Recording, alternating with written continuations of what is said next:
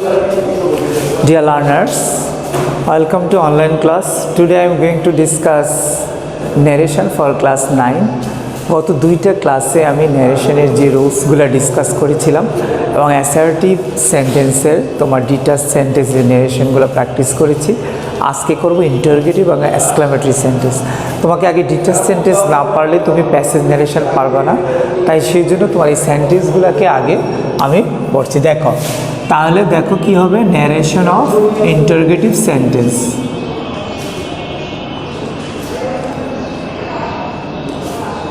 Interrogative sentence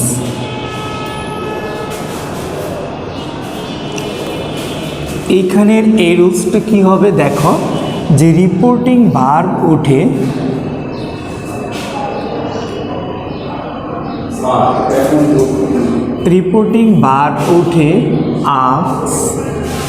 asked, inquire of বসবে এবং inverted comma উঠে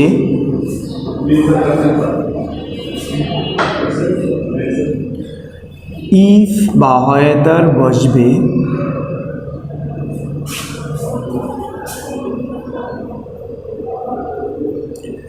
যদি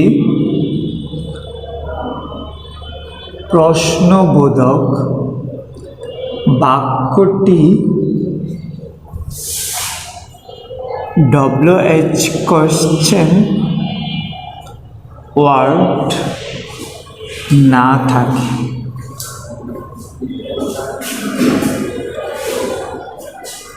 প্রশ্নবোধক বাক্যটিতে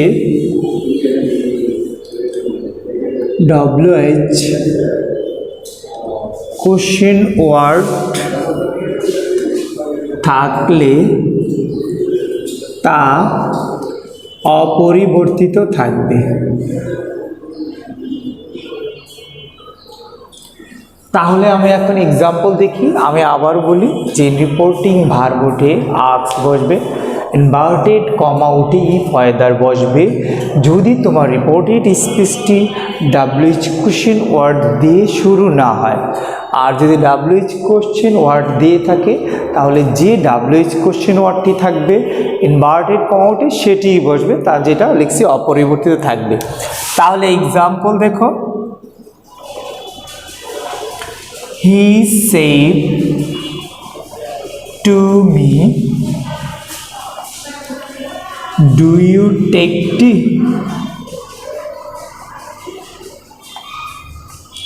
তাহলে দেখো যে এটা একটা ইন্টারোগেটিভ সেন্টেন্স। আমরা কীভাবে বুঝবো যে রিপোর্টেড স্পিচটা দেখো কোশ্চেন মার্ক আছে, মানে যে সেন্টেন্সের শেষে। এখন তুমি যদি এটাকে ইনডিরেক্ট ন্যারেশন করো তাহলে রিপোর্টিং ভার্বটার পরিবর্তে কি বসবে, আস্কড বসবে এবং ইনভার্টেড কমা উঠে ইফ বসবে। তারপরে দেখো আমি কি করব, ইফের পরে ইউ মি যখনই হবে তখন কি হবে, মি এর সাবজেক্ট কি আই। এখন এটা প্রেজেন্ট ইনডিফিনিট টেন্স হয়ে যাবে কি পাস্ট ইনডিফিনিট টেন্স। তাহলে আর যখন তুমি এই ইন্টারোগেটিভ সেন্টেন্সটা তুমি ইনডিরেক্ট ন্যারেশনে রূপান্তরিত হবে তখন এই সেন্টেন্সটা অ্যাসার্টিভ সেন্টেন্সে রূপান্তরিত হয়। তাহলে আরেকটা এক্সাম্পল দেখো, Rana said to me,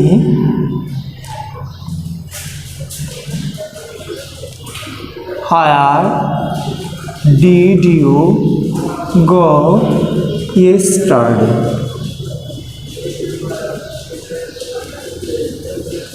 Rana আমাকে বলল গতকাল তুমি কোথায় গিয়েছিলে। তাহলে দেখো আমার এইখানে WH কোশ্চেন ওয়ার্ড আছে, তাহলে ইনভার্টেড কমা উঠে তা অপরিবর্তিত থাকবে। তাহলে কি হবে দেখো, রানা asked me, তাহলে ইনভার্টেড কমা উঠে যে WH কোশ্চেন ওয়ার্ডটি থাকবে সেটি বসবে। আবার দেখো হ্যাঁ, তারপরে দেখো এই সেন্টেন্সটাতে মানে পাস্ট ইনডিফিনিট ছিল, তাহলে হয়ে যাবে পাস্ট পারফেক্ট। তাহলে পাস্ট ইনডিফিনিট হলে পাস্ট পারফেক্ট হবে পাস্ট গটন সাবজেক্ট প্লাস হ্যাড ভার্ব 3 এ স্টার্টে থাকলে কি হবে দ্য প্রিভিয়াস ডে। দেখো তাহলে আমি একটা তোমাকে ইফ দিয়ে দেখলাম আর একটা ডাব্লিউএইচ কোশ্চেন ওয়ার্ড দিয়ে। এখন আমি যা লিখব সেটা হলো যে তোমাকে ইম্পারেটিভ সেন্টেন্স করাবো এখন। তাহলে কি করব এখন আমি ইম্পারেটিভ সেন্টেন্স।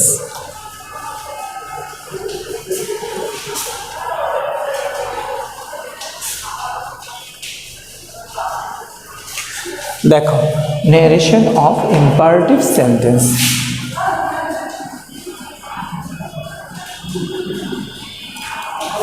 তাহলে দেখো ইম্পারেটিভ সেন্টেন্সে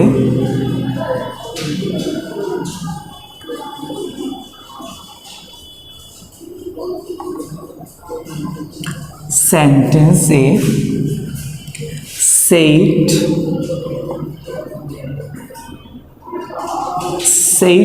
to এর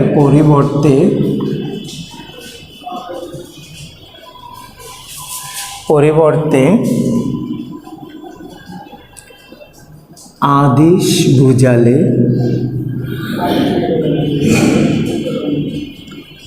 অর্ডার বা কমান্ড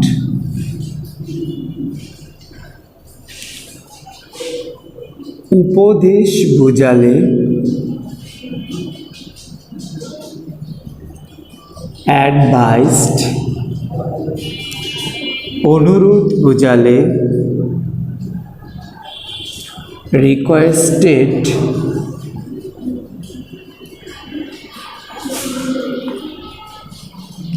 নিষেধ বুঝালে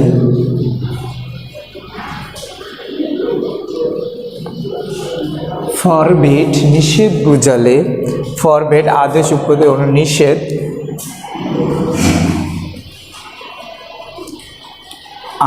দেখো আদেশ উপদেশ আর যদি এসব কিছু না বুঝালে তাহলে কিন্তু কি বসবে টোল্ড বসবে তোমাকে। দেখো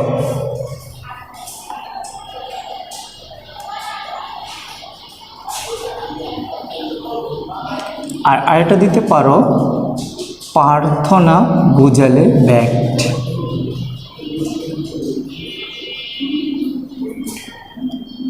এই সব না বুঝালে ইম্পারেটিভ সেন্টেন্সে কি বসবে টোল্ড বসবে। টোল্ডের পরে তুমি অবজেক্ট দিবা, তারপরে টু দিবা, টু দিয়ে বার প্লাস এক্সটেনশন যেটা থাকে সেটা লিখবা তুমি। তাহলে এইসব না বুঝালে কি বসবে, আর এখানে ইনভার্টেড কমাউটেড টু বসবে, কি বসবে হ্যাঁ, এবং ইনভার্টেড কমাউটেড টু বসবে। ইনভার্টেড কমাউটেড টু বসবে। এখন একটা এক্সাম্পল দেখো, তাহলে লিখে নাও যে আদেশ বুঝালে অর্ডার বা কমান্ডেড, উপদেশ বুঝালে অ্যাডভাইস, অনুরোধ বুঝালে রিকোয়েস্টেড, নিষেধ বুঝালে ফরবিড, প্রার্থনা বুঝালে ব্যাক্ট, আর এইসব না বুঝালে টোল্ড দিবা। তারপরে কি দিবা অবজেক্ট, তারপরে টু, আমরা ইনভার্ব টু বসবে, তারপর ভার্বের বেস ফর্ম যেটা থাকে মূল ভার্বটা বসবে, এটা দিবা। তারপরে দেখো এখন এক্সাম্পল দেখি।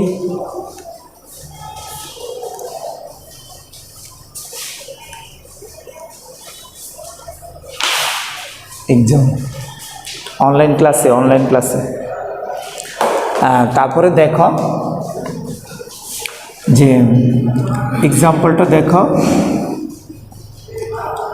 Father said to me go home at once। তাহলে দেখো এখানে বাবা আমাকে বলল কি এখনই বাড়ি যাও, তাহলে আমাকে কি করলো আদেশ করলো। তাহলে ফাদার অর্ডারড মি, তাহলে ইনভার্টেড কমাতে কি দিব টু, টু এর পরে যে ভার্বের বেস ফর্মটাই থাকে হোম অ্যাট ওয়ান্স। এখন দেখো আর এটাকে অর্ডার বলছে, হ্যাঁ আমাকে বাবা বলে। আচ্ছা দেখো, যদি হ্যাঁ নিষেধ বুঝালে টু এর পরিবর্তে নট টু বসবে,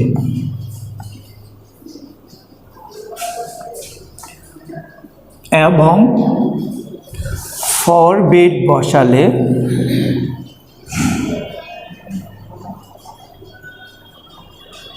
শুধু টু বসবে ইনভার্টেড কমা উঠে।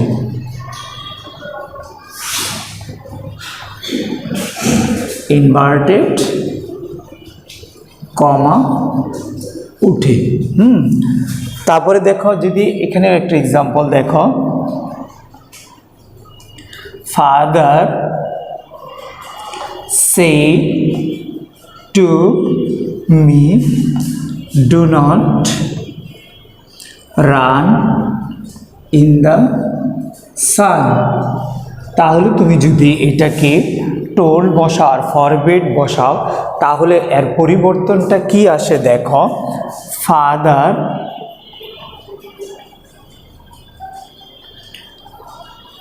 told me not to।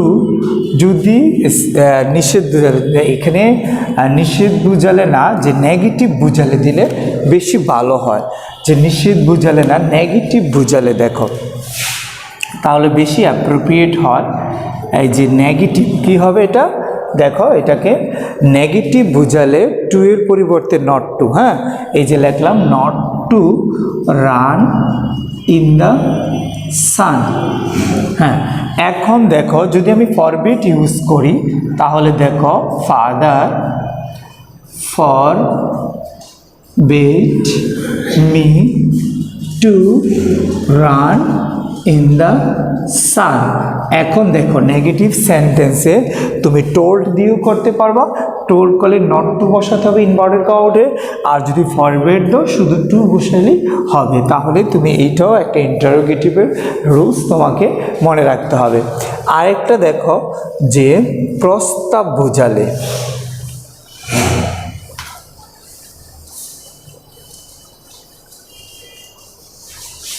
তাহলে দেখো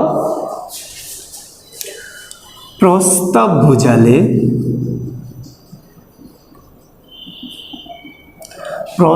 বোঝালে, সেই টু এর পরিবর্তে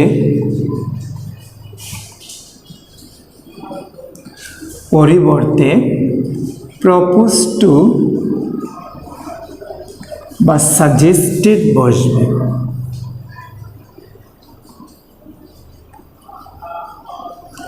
এবং inverted comma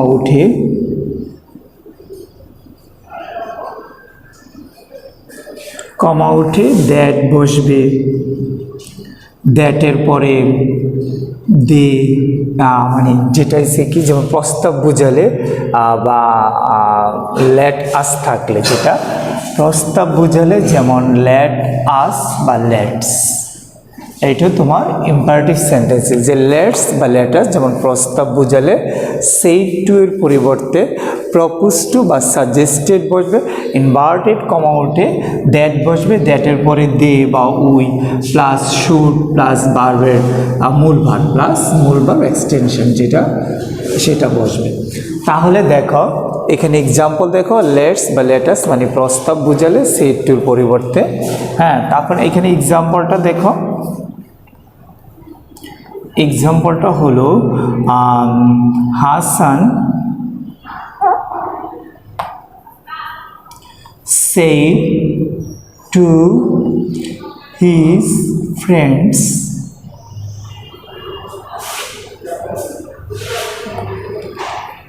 let us have a picnic on Friday। চলো আমরা শুক্রবারে কি করি, পিকনিক করি বা বনভোজন করি। তাহলে সে আমাদেরকে, এখানে লেটাস আছে, আমাকে প্রস্তাব করেছে, তাহলে সেই টুর পরিবর্তে আমি কি দিব, Hasan propose to his friends, inverted কমাতে কি বসবে, দ্যাট, এখানে যেহেতু লেট আস ফ্রেন্ডস তাহলে কি হবে, they should have a picnic on Friday. তাহলে দেখো এটা কিভাবে করলাম, তাহলে লেটাস থাকলে প্রপোজড ইনভার্ট কমাটা দ্যাট, দে শুড, এটা তোমার রুলস। আর এইখানে আরেকটা রুলস আছে, দেখো যদি রিপোর্টিং ভার্বের আগে ও পরে যেমন মি, উই, আস থাকে, তাহলে কি বসবে, দ্যাটের পরে, দ্যাটের পরে কি বসবে, that plus we plus should plus মূল ভার্ব। হ্যাঁ, তাহলে এরকম একটা এক্সাম্পল আবার দেখি, দেখো, Hasan said to me, let us have a picnic on Friday।